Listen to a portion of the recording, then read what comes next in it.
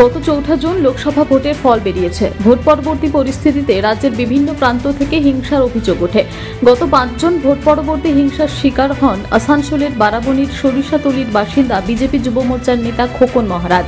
অভিযোগ, সেদিন খোকনের বাড়িতে হামলা চালায় তৃণমূল আশ্রিত দুষ্কৃতীরা। খোকন ও তার স্ত্রীকে মারধর করা হয় বলে অভিযোগ। সোমবার আক্রান্ত দলীয় কর্মী খোকনকে নিয়ে বারাবণী থানায় যান আসানসোল দক্ষিণের বিজেপি বিধায়ক অগ্নিমিত্রা পাল। কথা বলেন থানার আধিকারিকদের সাথে। থানা থেকে বেরিয়ে সোজা খোকনের বাড়িতে গিয়ে তার পরিবারের সঙ্গে কথা বলেন বিধায়ক।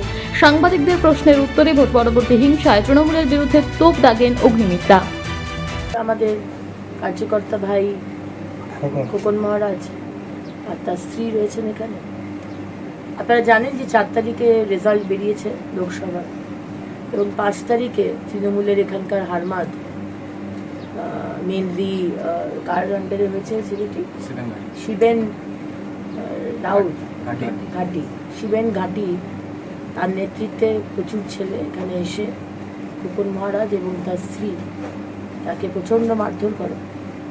এটা হচ্ছে বারাবণী বিধানসভা কাপিস্টা এলাকার সরিষাতলি গ্রাম।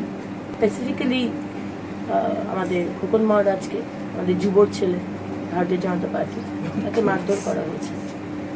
আমি এর আগেই গেছিলাম বারাবণী থানায়, বড়বাবুর সাথে এটা নিয়ে কথা বলেছি।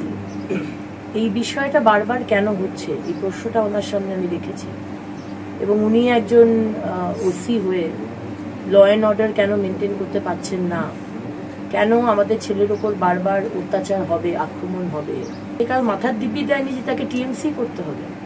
সুতরাং কোনো ছেলে যদি সে বিজেপি করে, ছেলে বিজেপি করে, তার স্ত্রীও কোনো বিজেপি করে না, যে সে ছোট ছোট বাচ্চা রয়েছে তার সংসার করে, তাহলে তাকে মারধর করার অধিকারটা কে দিয়েছে?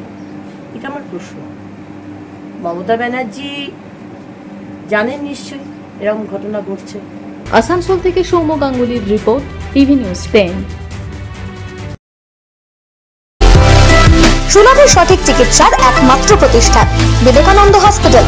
24 ঘন্টা emergency service, blood bank, trauma care. আপনাদের সেবায় আমরা তৎপর।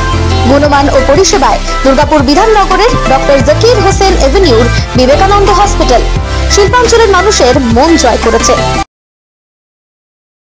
সবার আগে খবরের আপডেট পাওয়ার জন্য সাবস্ক্রাইব করুন আমাদের ইউটিউব চ্যানেল এবং ক্লিক করুন বেল নোটিফিকেশন আইকনে।